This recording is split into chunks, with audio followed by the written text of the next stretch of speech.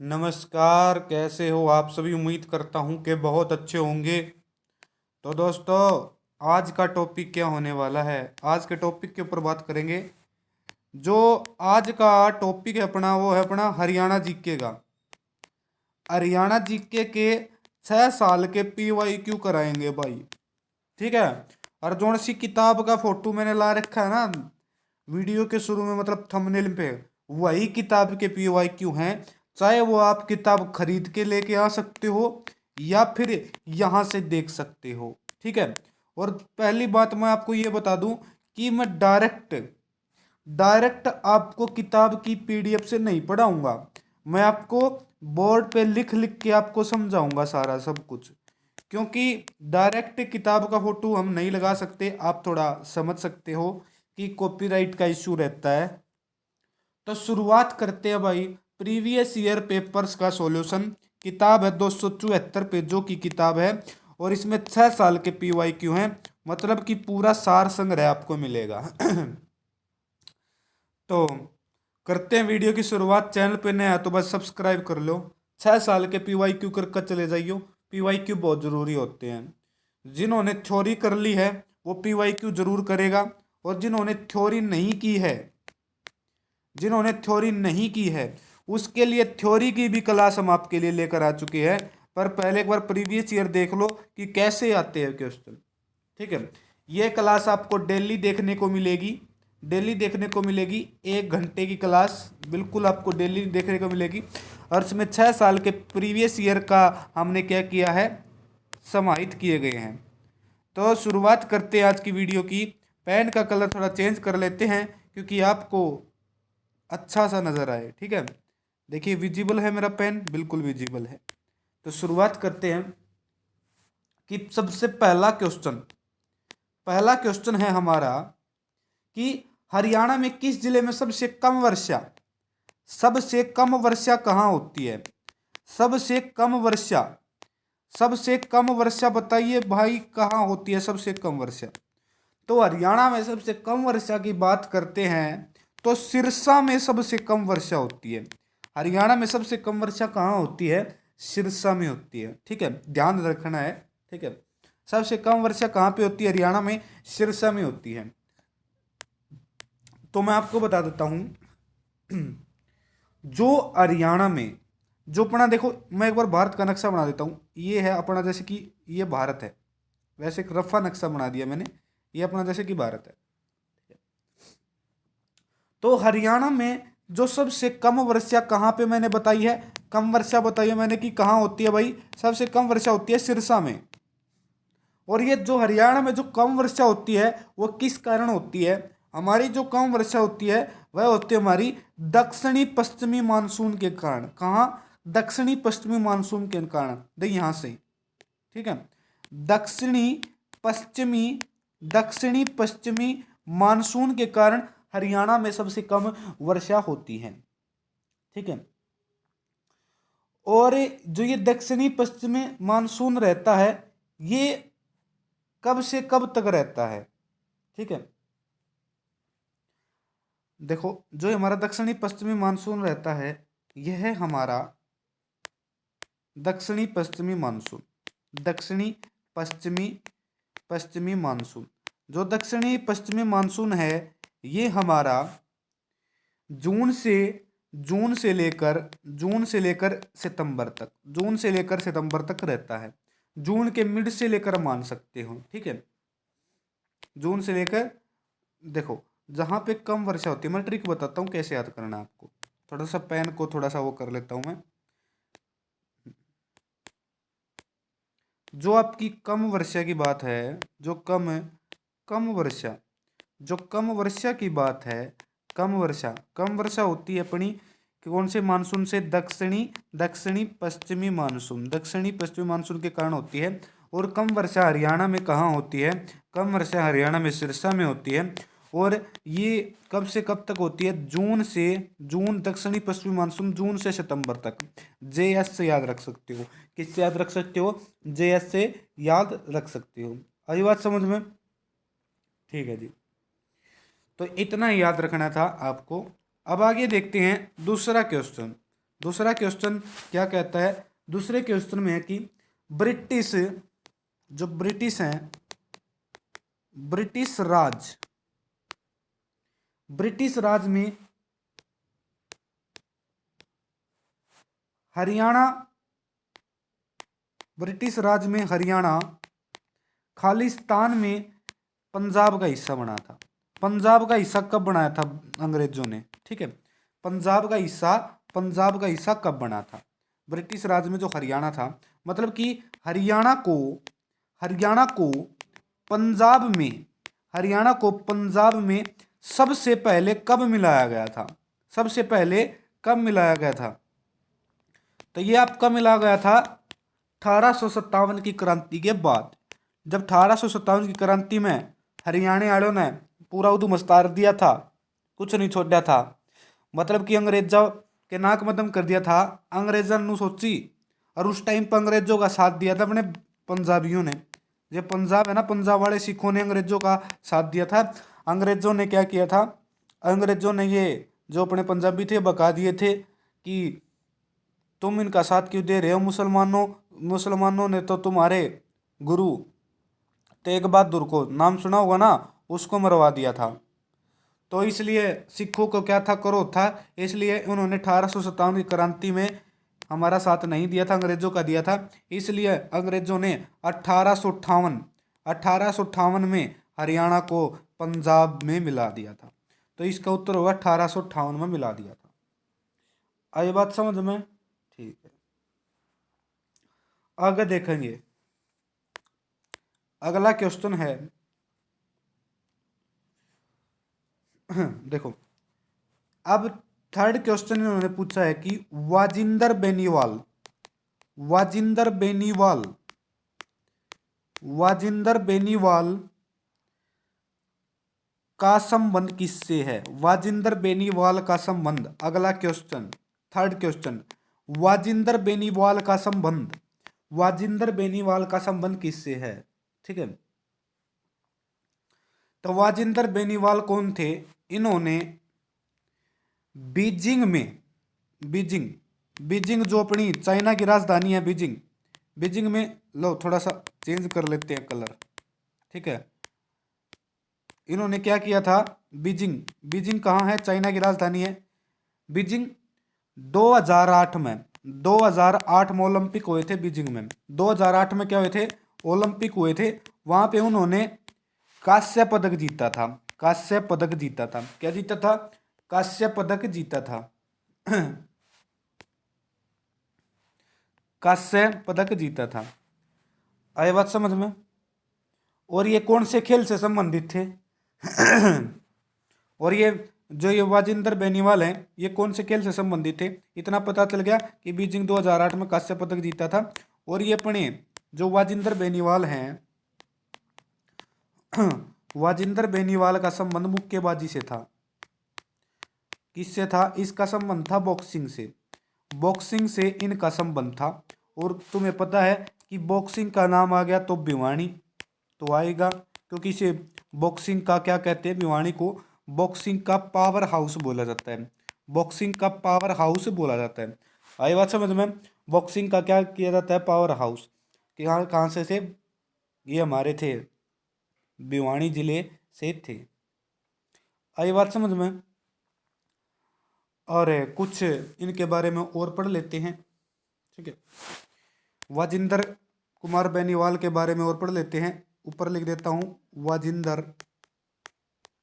कुमार बेनीवाल, वाजिंदर कुमार बेनीवाल, ठीक है।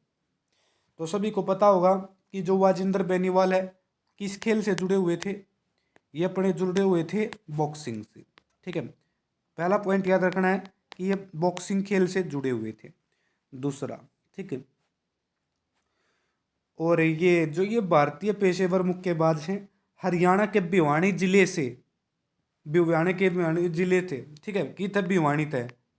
बॉक्सर तो अपने कहाँ से निकलेंगे, भिवानी से ही निकलेंगे। और भिवानी में एक जगह है जिसका नाम है कालूवास, ठीक है, कालूवास। भिवानी के कालूवास से, भिवानी के कालूवास में और कांस्य पदक जीता था, ब्रोंज जीता था, ब्रोंज ब्रोंज बीजिंग ओलंपिक में, बीजिंग बीजिंग ओलंपिक में जीता था। ओलंपिक में कद 2008 में, कद जीता था 2008 में। और ये वर्तमान में WBO Asia Pacific super development विजेता, ओरिएंटल सुपर मिडल वेट विजेता हैं। ठीक है, आई समझ में। इनके बारे में आपको इतना ही याद रखना है, ये वाजिंदर कुमार बेनीवाल। उसके साथ साथ मैं एक और प्लेयर का नाम आपको बता देता हूँ। वाजिंदर कुमार बेनीवाल का संबंध बॉक्सिंग से है, भिवानी के कालूवास से ये अपना ताल्लुक रखते हैं। ब्रॉन्ज मेडल जीता था बीजिंग ओलंपिक 2008 में। ठीक है, उस आगे एक और का नाम मैं बता देता हूँ, लैसराम सरिता देवी। लैसराम क्या लिख दिया ये,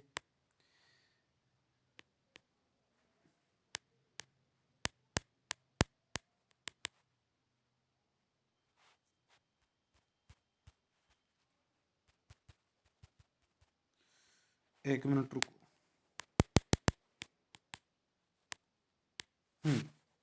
तो देखते हैं लैसराम सरिता देवी के बारे में। लैसराम सरिता देवी, जो कि लैसराम सरिता देवी है हमारी ये हमारी जो कि ये कहाँ की थी, ये मणिपुर की लैसमा सरिता देवी 5 महाद्वीपों के उन 6 मुक्केबाजों में शामिल हैं जिन्हें AIBA खिलाड़ी आयोग के सदस्य के रूप में चुना गया था।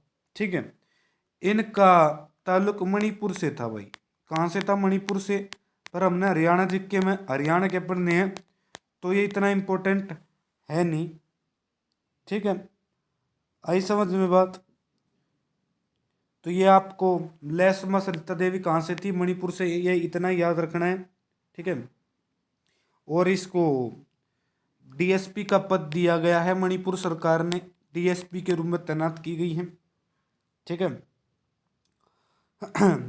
इतना याद करना था इसके बारे में। उसके आगे चलेंगे, हमारा चौथा क्वेश्चन है प्रीवियस ईयर का। तो इसमें है कि हरियाणा में एक बांध है, हरियाणा में एक बांध है, हरियाणा में O2 सिरस खालिस्तान नदी पर एक चिनाई वाला बांध है, एक चिनाई वाला बांध है। कौन सा बांध है भाई? चिनाई वाला बांध है, चिनाई वाला बांध है। O2 पूछा भाई, तो यह कौन सी नदी पर भाई? नदी का नाम बताना है, कौन सी नदी पर यह बांध बनाया गया है भाई जो ये बांध है अपना, ये बनाया गया है O2 बैराज है।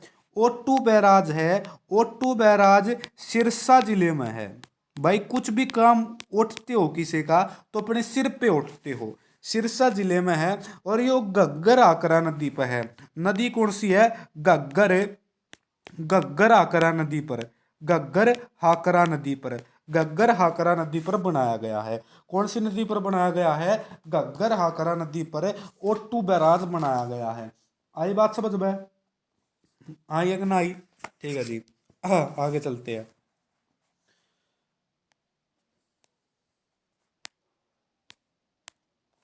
अगला क्वेश्चन है भाई अपना, अगला क्वेश्चन है कि भाई 23 दिसंबर 2022 को हरियाणा सरकार ने राज्य के प्रावस्था 3 और प्रावस्था 4 के कैंसर के रोगियों के लिए जो 23 दिसंबर 2022 को स्टेज 3 या स्टेज 4 के जो कैंसर से पीड़ित लोग हैं उनके लिए कितने रुपए मासिक पेंशन की शुरुआत करी है? मासिक पेंशन देने की शुरुआत करी है भाई। इंपॉर्टेंट क्वेश्चन हो सकता है भाई। कितने रुपये? 2500। 2500 रुपये देने की शुरुआत करी है। कितने रुपये देने की शुरुआत करी है? 2500 रुपये। 2500 रुपये। जिनको स्टेज 3 और स्टेज 4 की कैंसर है, 2500 रुपये देने की शुरुआत करी है। अगला क्वेश्चन, अगले क्वेश्चन की तरफ बढ़ते हैं। छठा क्वेश्चन है,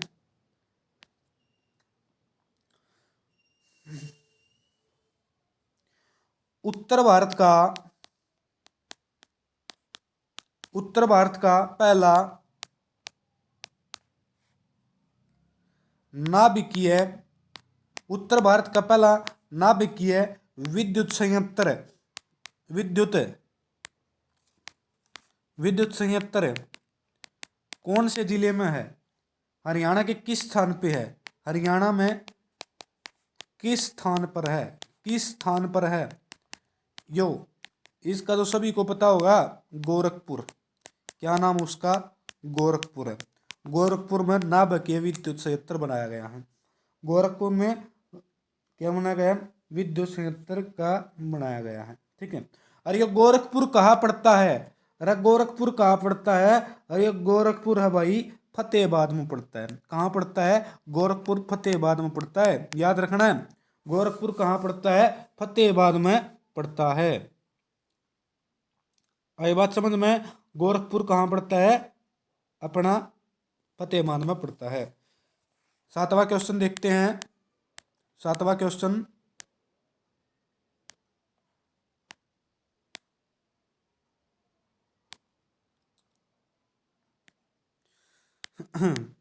सातवां क्वेश्चन देख लेते हैं। क्वेश्चन अपना सातवां,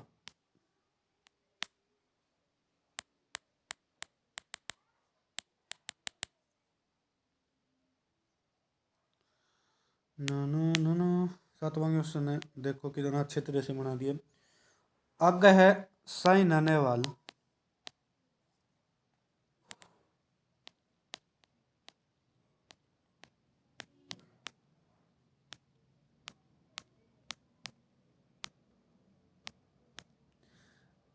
साइना नेहवाल ने कौन से ओलंपिक में पदक जीता था?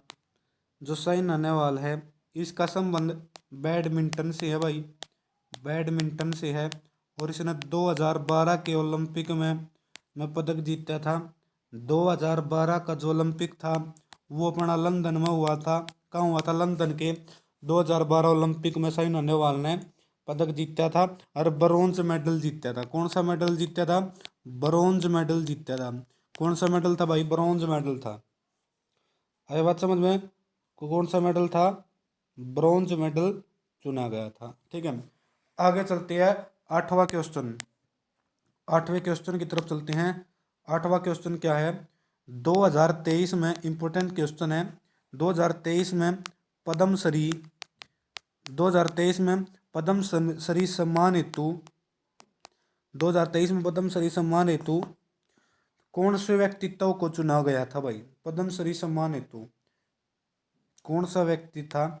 इसमें क्वेश्चन में ऑप्शन दे रखी है, 4 ऑप्शन दे रखे क्वेश्चन में। चारों के चारों बना देते हैं।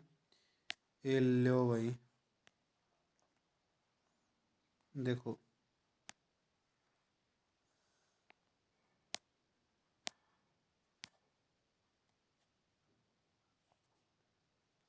पहला ऑप्शन दे रखे है नेकीराम, दूसरा ऑप्शन दे रखे है बक्सीराम, बक्सीराम, तीसरा ऑप्शन दे रखे है रामदेव, चौथा नन ऑफ दीज। ठीक है, तो इसका उत्तर क्या होगा?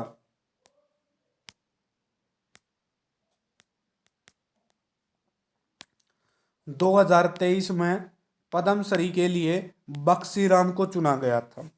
ठीक है, किसको चुना गया था? बक्सीराम को चुना गया था। तो इसका उत्तर होगा बक्सीराम को क्या मिला था? पद्मश्री मिला था। आगे चलते हैं, 9th क्वेश्चन की तरफ चलते हैं। 9th क्वेश्चन की तरफ, अपना 9th क्वेश्चन क्या है?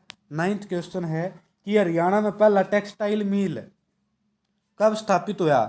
हरियाणा का पहला textile mill textile mill Haryana के जब पहले टेक्सटाइल मिल की बात आती है तो वह कहाँ स्थापित किया गया था। हरियाणा का टेक्सटाइल मिल भिवानी में स्थापित कराया गया था। कित कराया गया था? भिवानी में स्थापित कराया गया था। हरियाणा का पहला टेक्सटाइल मिल भिवानी में स्थापित कराया गया था। ठीक है, और वो कब कराया गया था?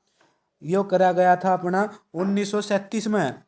1937 में हरियाणा का पहला टेक्सटाइल मिल भिवानी में 1937 में स्थापित किया गया था।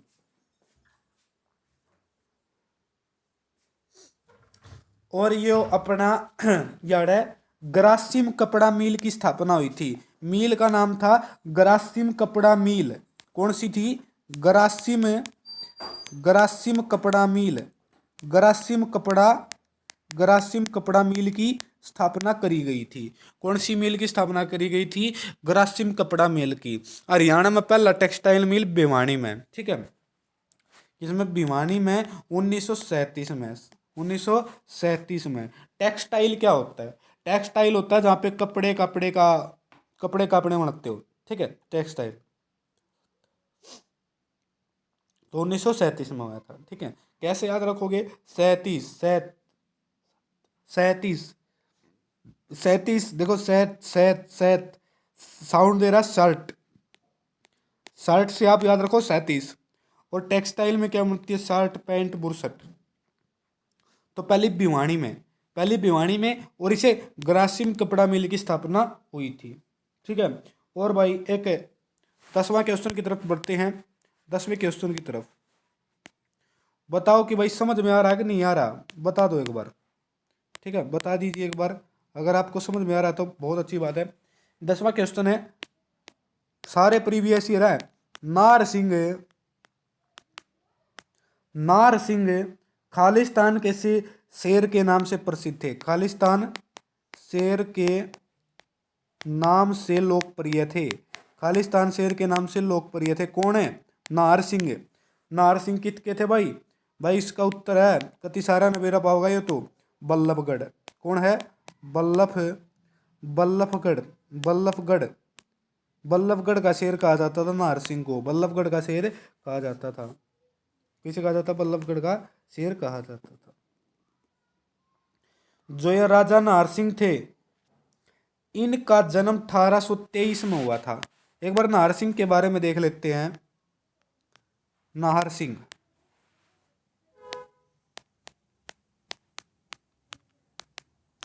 इनका जन्म 1823 में हुआ था नाहर सिंह का। ठीक है, और इनको भाई 1858 में फांसी पर लटका दिया था।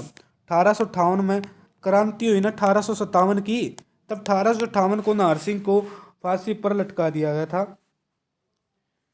और इसकी याद में क्या मनाया जाता है? शहादत दिवस के रूप में मनाया जाता है। कहाँ से? शहादत दिवस के रूप में मनाया जाता है। आई बात समझ में? ठीक है, नाहर सिंह के बारे में आपने पढ़ लिया होगा। अगले क्वेश्चन की तरफ बढ़ते हैं। अगला क्वेश्चन, मैं क्वेश्चन का नंबर भूल जाऊं तो टेंशन मत लेना कि कितने क्वेश्चन हो गए हैं। तो आप सिर्फ पढ़ते रहिए और याद करते रहिए। ठीक है जी। तो रुकिए 2 मिनट, 2 मिनट नहीं सॉरी 2 सेकंड।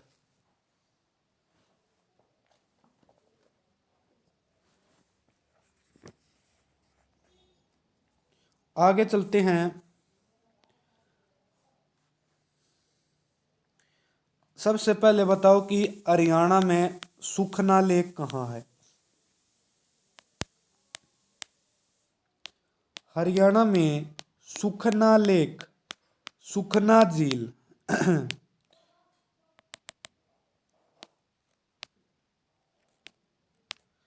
हरियाणा में सुखना झील कहाँ है? बताइए, बताइए सुखना झील हरियाणा में कहाँ? सुखना झील बता दो भाई। अरे ये तो इतना कॉमन क्वेश्चन है कि इसे तो हर कोई बता सकता है। इस कॉमन क्वेश्चन को मैं कहता हूँ कि आप कमेंट करके बताओगे, मैं नहीं बताऊंगा। इससे रिलेटेड एक इंपॉर्टेंट चीज मैं बताता हूँ सुखना झील से। जो अपनी सुखना झील है वह किस आकृति की है, उसकी शेप कैसी है, सुखना झील की शेप कैसी है। सुखना झील की जो शेप है फली के बीज की जैसी है, फली के बीज जैसी शेप है। और ये क्वेश्चन आया हुआ है हरियाणा लेबोरेटरी असिस्टेंट टेक्नीशियन के पेपर में। कैसी है, फली के बीज जैसी है। या फिर आप कह सकते हो जो सुखना झील की जो शेप है वो यकृत के आकार की है और हमारी फली के बीज जैसी है। फली के बीज जैसा फली का बीज होता है वैसी शेप है। और पर जो हमारा कमीशन है HSSC ने इसको फली के बीज की शेप माना है, तो ये आपका करेक्ट होगा। आई बात समझ में? अगत पहुंचो भाई। अगला क्वेश्चन है हरियाणा का एकमात्र हिल स्टेशन। हरियाणा में हिल स्टेशन कौन सा है? एकमात्र हिल स्टेशन बताओ भाई। हरियाणा में एकमात्र हिल स्टेशन कौन सा है? मोरनी जो कहाँ पे है? पंचकुला। जो कहाँ पे है? पंचकुला है। आई बात समझ में? कहाँ है? पंचकुला है। और इसकी समुद्र तल से ऊंचाई 1267 मीटर है। 1267 मीटर। हरियाणा का जो हिल स्टेशन है मोरनी पंचकुला, उसकी हाइट 1267 मीटर है। कितनी याद रखो? 1267 मीटर। किसकी हिल स्टेशन है? कौन सा हिल स्टेशन है? पंचकुला मोरनी वाला। कौन सा मोरनी? कौन सा है? 1267। अरे पीछे के वो बताई था मैंने, बताइए। हरियाणा में पहली टेक्सटाइल मिल। हरियाणा में पहली टेक्सटाइल मिल की शुरुआत कहाँ की गई थी? ये थी हमारी भिवानी 1937 में। 1937 में। Very important. अगले क्वेश्चन की तरफ बढ़ जाते हैं। खालिस्तान के उत्पादन में हरियाणा पहले स्थान पर है। हरियाणा फर्स्ट पर है। किसके उत्पादन में? मशरूम के उत्पादन में। कौन सा भाई? मशरूम के उत्पादन में। कौन सा उत्पादन? मशरूम में। यहाँ पर लिख देता हूँ मशरूम जिसे खुम भी बोलते हैं। और ये कहाँ की जाती है? हरियाणा में सोनीपत के खुबड़ू में। सोनीपत में खुबड़ू गांव है। ठीक है, खुबड़ू गांव में। यही बात समझ में? ठीक है, अगले क्वेश्चन की तरफ बढ़ जाते हैं। बहुत सारे क्वेश्चन करेंगे। अरे लिख के समझाऊंगा सारे। PDF भी लेकर आस्कू था पर समझाना जरूरी है। आगे है जसपाल राणा किस खेल से संबंधित है? जसपाल राणा का संबंध। जसपाल राणा किस खेल से संबंधित है? किस खेल से संबंधित हैं? किस खेल से है? सीधा लिख दिया मैंने। तो जसपाल राणा का संबंध है भाई शूटिंग से। जसपाल राणा का संबंध किससे है? शूटिंग से है। और इन्होंने 1994 में एशियाई खेलों में गोल्ड मेडल जीता था। एशियाई खेलों में क्या जीता था? Gold medal. क्या जीता था? गोल्ड मेडल जीता था। एशियाई खेलों में गोल्ड मेडल जीता था जसपाल राणा ने। जसपाल राणा का संबंध है शूटिंग से है और एशियाई खेलों में गोल्ड मेडल जीता था।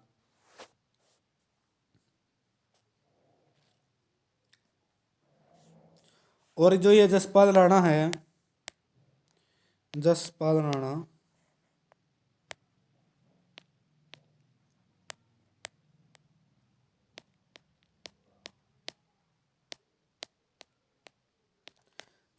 राणा शूटिंग से संबंधित हैं।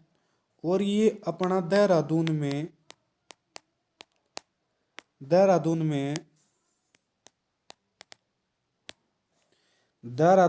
Jaspal Rana institute Jaspal Rana, Jaspal Rana institute of education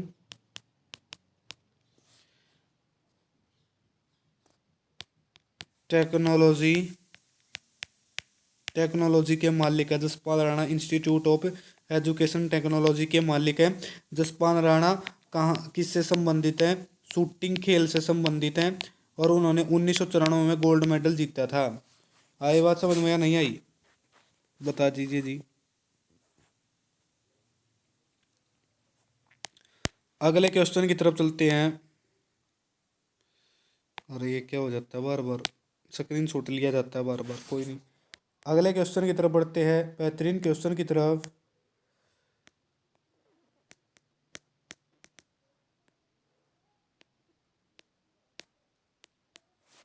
question है हमारा, वरिष्ठ बैडमिंटन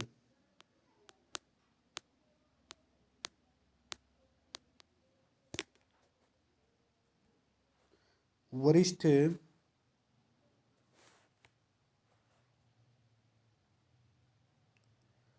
वरिष्ठ बैडमिंटन प्रतिस्पर्धा प्रति प्रतिस्पर्धा वरिष्ठ बैडमिंटन प्रतिस्पर्धा 2023 में विजेता कौन थी? 2023 में विनर, जो हमारी वरिष्ठ बैडमिंटन प्रतिस्पर्धा थी उसमें हमारी विनर कौन थी? उसमें विनर थी हमारी अनुपमा उपाध्याय। अनुपमा उपाध्याय, अनुपमा उपाध्याय वरिष्ठ वरिष्ठ बैडमिंटन प्रतिस्पर्धा 2023 में विनर थी। कौन थी? अनुपमा उपाध्याय। याद रखना है कौन थी भाई? अनुपमा उपाध्याय। अगला क्वेश्चन की तरफ बढ़ते हैं, अगले क्वेश्चन की तरफ बढ़ते हैं। अगला क्वेश्चन है हमारा, अगला क्वेश्चन हमारा कि हरियाणा के करनाल जिले के हरियाणा के हरियाणा के करनाल जिले में हरियाणा के करनाल जिले के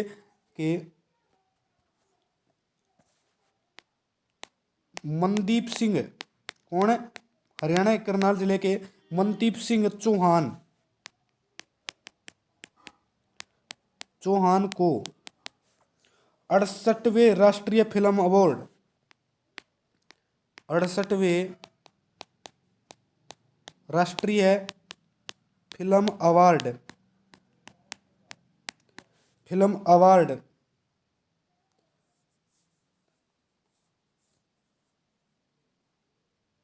जो फिल्म अवार्ड होता है, तो फिल्म अवार्ड मिला है हरियाणा के करनाल के मनदीप चौहान को 68वें राष्ट्रीय फिल्म अवार्ड के लिए। जो अवार्ड मिला है किसके द्वारा दिया गया है?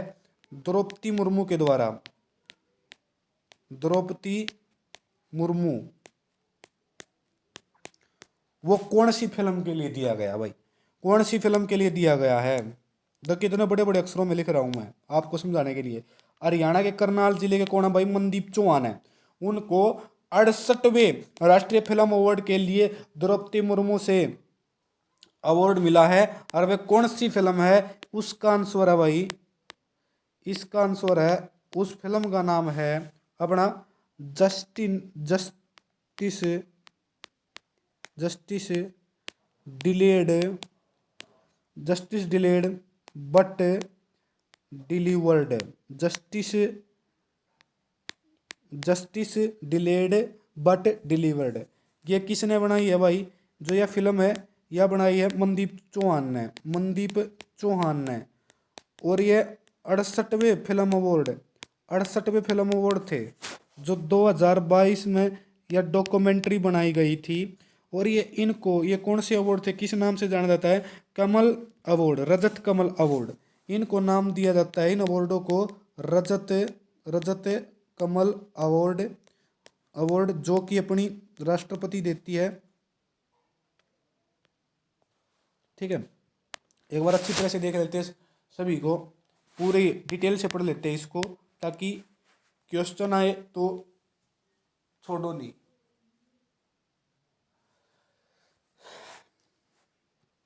देखो, जो हमारे है रजत कमल अवार्ड।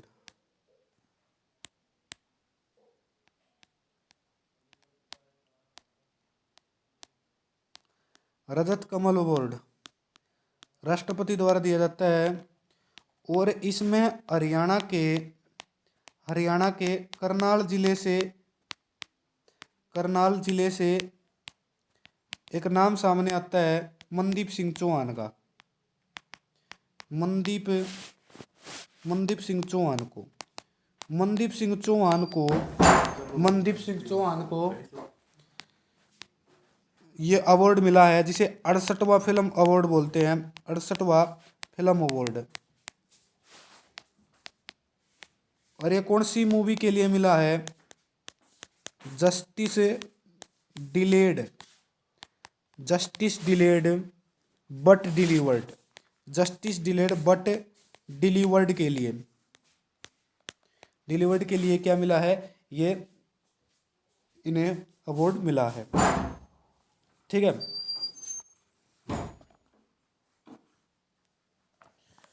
तो अगले क्वेश्चन की तरफ बढ़ जाते हैं।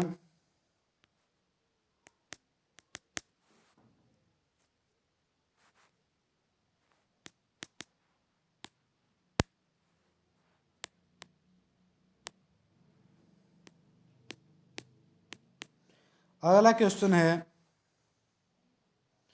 एशिया की सबसे बड़ी एशिया की सबसे बड़ी एशिया की सबसे बड़ी कागज और चीनी की मिल। एशिया की सबसे बड़ी कागज और चीनी की मिल हरियाणा में कहाँ है? हरियाणा में कहाँ स्थित है? ये हमारी है बहुत बार ये क्वेश्चन पूछा जा चुका है परीक्षाओं में। यमुनानगर है। कहाँ है? यमुनानगर है। और इसकी स्थापना दो हैं। एक तो सबसे पहले जो अपनी सबसे बड़ी चीनी की मिल पूछे तो सरस्वती शुगर मिल है। सरस्वती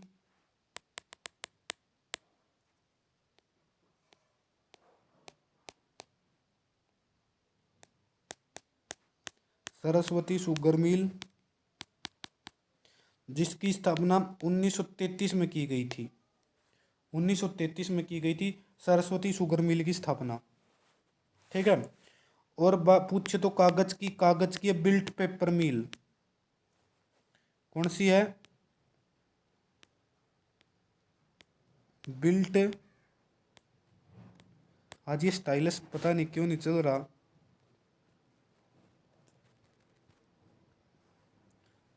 ये अपनी बिल्ट पेपर मिल, इसकी जो स्थापना है, बिल्ट पेपर मिल की स्थापना 1929 में की गई थी। 1929 में की गई थी। 1929 में की गई थी।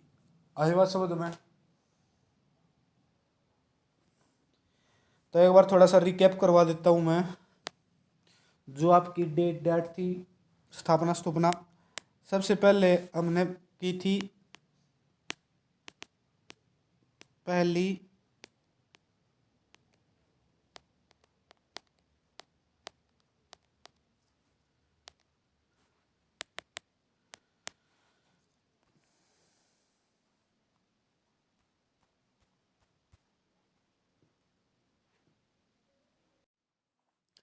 देखो, सबसे पहले हमने पढ़ी थी टेक्सटाइल मिल। सबसे पहले टेक्सटाइल मिल जो हरियाणा में थी, ग्रासिम थी उसका नाम। ये थी 1937 में। कहाँ थी? भिवानी में। कहाँ थी?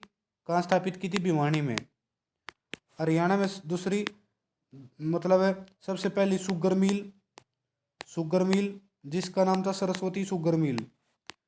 सरस्वती शॉर्ट फॉर्म लिखता है सरस्वती शुगर मिल। ये की थी यमुनानगर। कब? 4 साल पहले, 1933। ठीक है। तीसरा हमने पढ़ा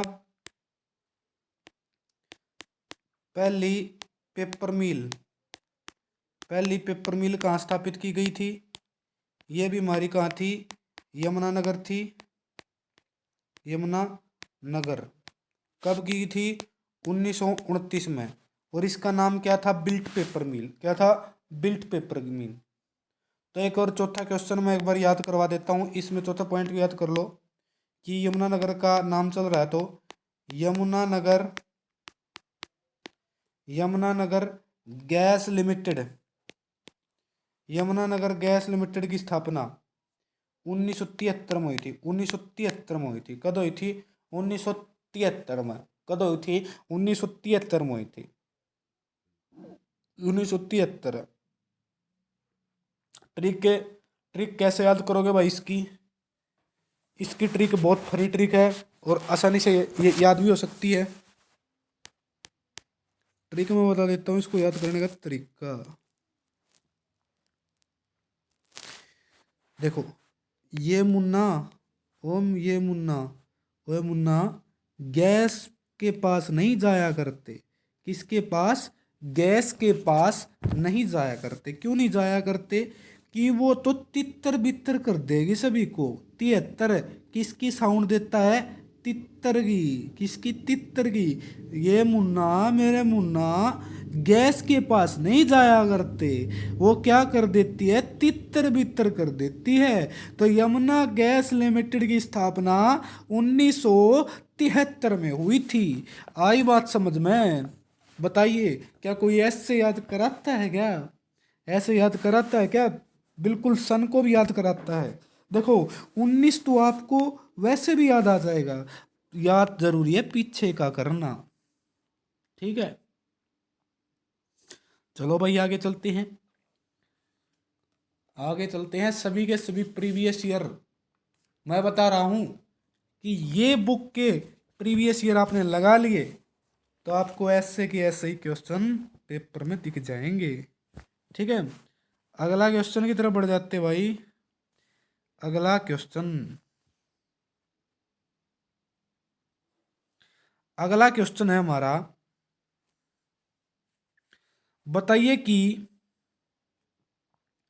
बताइए कि खेल ही रायनत वन्य जीव अभ्यारण्य, खेल ही रायनत, खेल ही, खेल ही रायनत वन्य जीव अभ्यारण्य कहाँ है? खेल ही रायनत वन्य जीव अभ्यारण्य हरियाणा में कहाँ है? बताइए। खेल ही रायनत वन्य जीव अभ्यारण्य हरियाणा में पंचकुला में है। कहाँ पे है? पंचकुला में है। कैसे याद रखोगे? खेल, खेल ही रायना मतलब खेल। खेल कौन खेलता है? खेल कौन खेलता है? छोटे छोटे बच्चे खेलते हैं।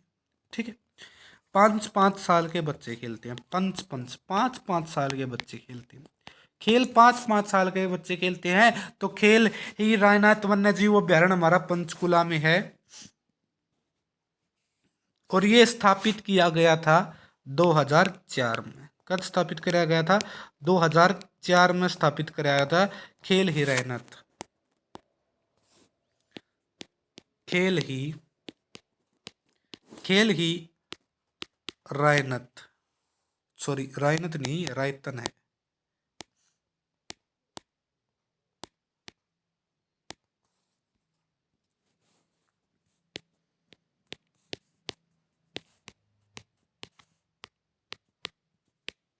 खेल ही रायतन ये हमारा स्थापित किया गया था पंचकुला में।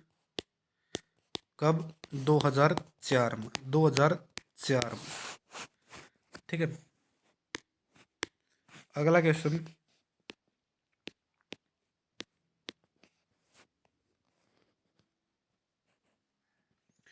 हरियाणा में,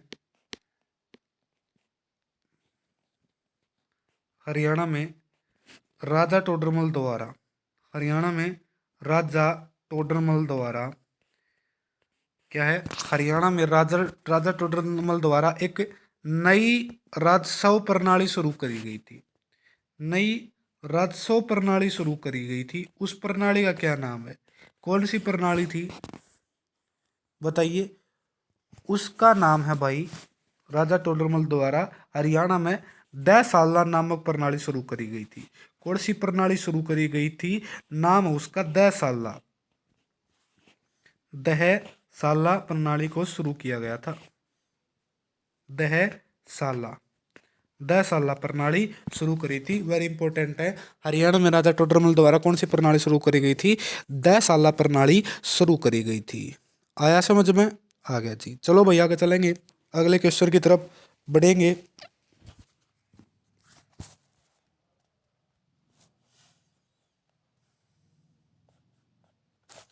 अगला क्वेश्चन है कि हरियाणा की कौन सी नहर फिरोज शाह तुगलक ने बनवाई? हरियाणा की फिरोज शाह तुगलक द्वारा कौन सी नहर बनवाई गई थी? फिरोज शाह तुगलक ने फिरोज शाह तुगलक द्वारा हरियाणा की कौन सी नहर बनाई गई थी? वह थी अपनी पश्चिमी यमुना नहर। पश्चिमी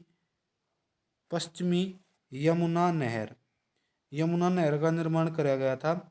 पश्चिमी यमुना नहर का निर्माण कराया था फिरोज शाह तुगलक ने, बनवाई थी 1335 ईस्वी में बनाई थी। 1335 ईस्वी में बनाई थी।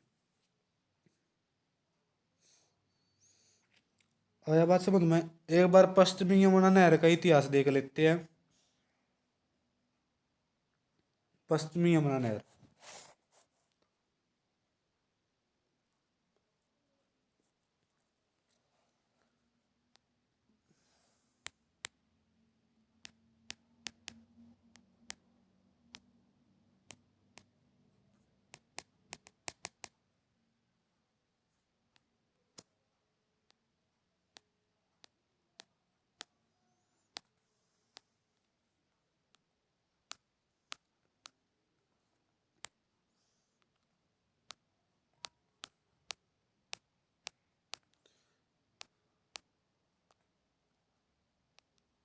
पश्चिमी यमुना नहर थी, उसका निर्माण किसने कराया?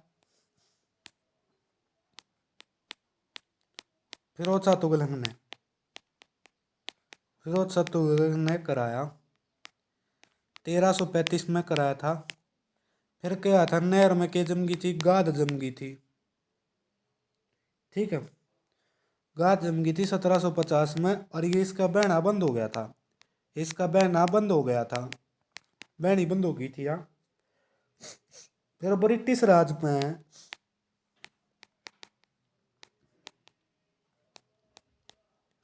ब्रिटिश राज 1817 में बंगाल के इंजीनियर थे कोई, बंगाल के इंजीनियर थे,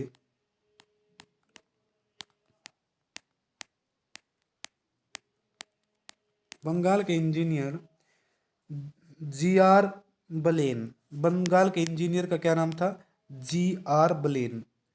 जी आर बलेन जी आर बलेन द्वारा इसका नवीनीकरण किया गया। 3 साल, कितने साल?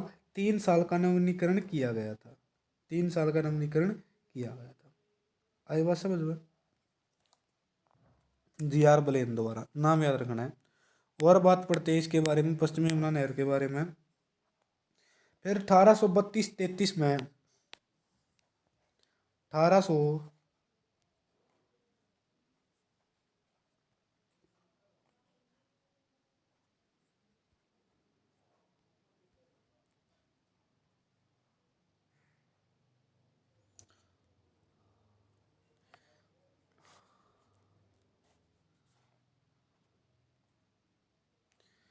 1832-33 में पानी का प्रवाह नियंत्रित करने के लिए यमुना पर ताजेवाला बैराज बनाया गया था। 1832-33 में यमुना पे ताजेवाला बैराज बनाया गया था। ताजेवाला कद बनाया था 1832-33 में। 1832-33 में यमुना पर ताजेवाला बैराज बनाया गया था।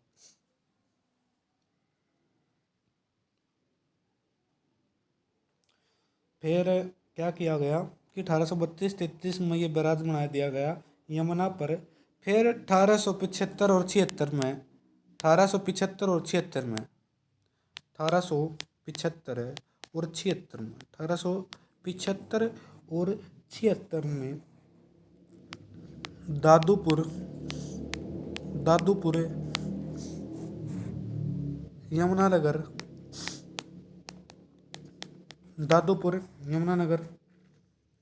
में पथराला बैराज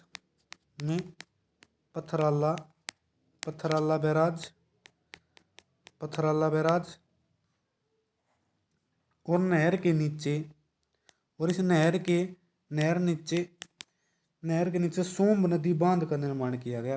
सोम्ब नदी बांध का निर्माण किया गया। कौन सी नदी है? सोम्ब नदी बांध का निर्माण किया गया 1875-76 में द्वादरपुर यमुनानगर पर। तब पथराला बांध बैराज बनाया गया और नीचे सोम्ब नदी का निर्माण किया गया।